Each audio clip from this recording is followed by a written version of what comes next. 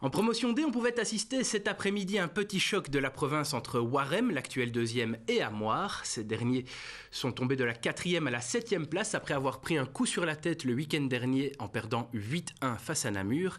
Alors, simple coup de mou ou gros passage à vide pour les rats? La réponse avec Jérôme Jacot. Alors, première occasion peut-être là, dans ce match. Superbe mouvement de Rats vers Jacques Beckers. Et finalement, intervention de Musique. Alors, ici, une autre frappe. Elle ne passe pas loin à nouveau. Et c'était Rats. Attention là, De Blair justement qui va s'enfoncer. De Blair. Et superbe intervention à nouveau de la défense. Oui, il y a un Dossard qui est très présent. Et voilà un penalty qui tombe un petit peu nulle part, on a envie de dire. Ça ne discute pas. Alors, Dossard derrière le ballon.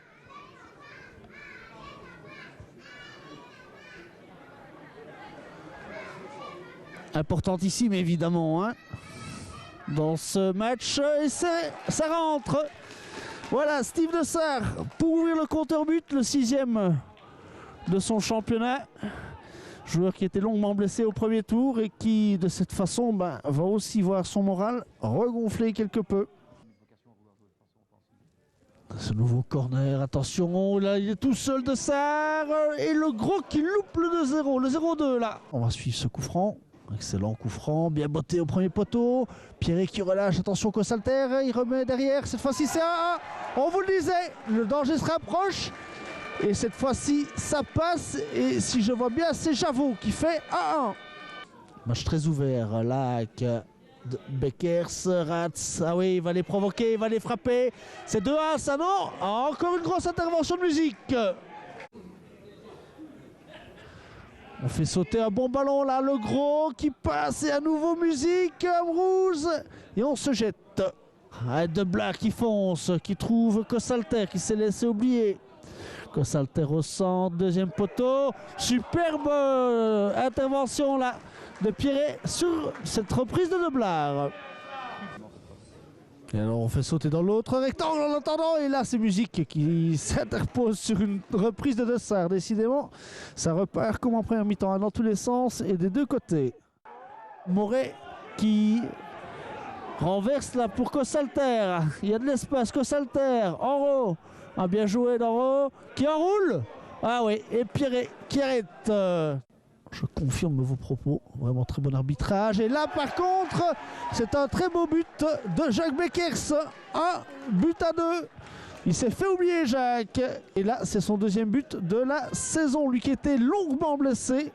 Et ça doit lui faire plaisir. Et Réginster qui va apporter le plus offensif en venant de la défense. Dossard qui avait laissé le gros, Dossard, le gros, c'est contré, c'est but, non, à côté. Et bien voilà, Becker s'est passé à côté du 1-3. Alors bon ballon là de Moret, il n'y a pas hors-jeu. Cossalter pour le 2-2. Oui, une seule occasion pour Cossalter et c'est but. 2 buts partout. 5 minutes seulement après le 1-2 signé Beckers. Et attention là, Bouchidbi qui vient de rentrer, c'est 3-2. Renversement complet de la situation, Bouchidbi qui prend le meilleur sur Mamadou Soumoro pour faire 3-2. Cossalter qui récupère, qui a regardé, Cossalter qui va fixer, Cossalter qui va frapper, ça ne passe pas loin, ce 4-2. Attention là, le gros qui va peut-être faire... Ouh là là là là, c'est le poteau. Guillaume Legros dans ces situations improbables qui trouve le poteau. Attention, Cossalter, ah oui, il est tout seul en haut. Il n'y a plus personne là en couverture, en haut pour aller fixer Pierret. Superbe mouvement et il rit beaucoup. À nouveau Pierret, superbe. Chamaglish là derrière le ballon. Qui balance dans le rectangle, ça va venir de la deuxième ligne et super barré encore sur cette frappe là. Venu depuis le Rats. Mais ce n'est pas fini. Deuxième poteau, cette fois-ci c'est Dossard. Rafiki et penalty. Et bien voilà, décidément, que de coups de théâtre dans cette rencontre. Penalty de Rafiki sur Dossard. Dossard qui s'élance pour son deuxième but. Et cette fois-ci, Musique l'arrête au même endroit qu'il avait frappé le premier. Un beau joueur ne change jamais, vu que c'est Steve Lessard qui est derrière le ballon. Il met bien le premier, je pars bien, je n'apprends pas. Je me suis posé la question directement, je me dis s'il y a un deuxième, avec un gars comme ça, je repartirai du même côté, mais un peu plus fort que sur la première. Ça a marché. Quand on rate un penalty comme ça, la dernière minute, on se dit qu'on n'était pas très loin de venir chercher un point chez le deuxième. Maintenant, quand même, une très grosse amélioration par rapport au match de Namur. Et ce que je leur avais demandé aujourd'hui, indépendamment du résultat qui m'apportait absolument pas, c'était de retrouver un groupe. C'est une équipe qui grandit en maturité, les qualités elles sont là depuis le départ. On a bien commencé, puis on a eu un petit passage à vide. L'équipe s'est bien remise en question. Et a bien su relever la tête pour, dans des genres de matchs comme ça, revenir au score et passer devant l'adversaire.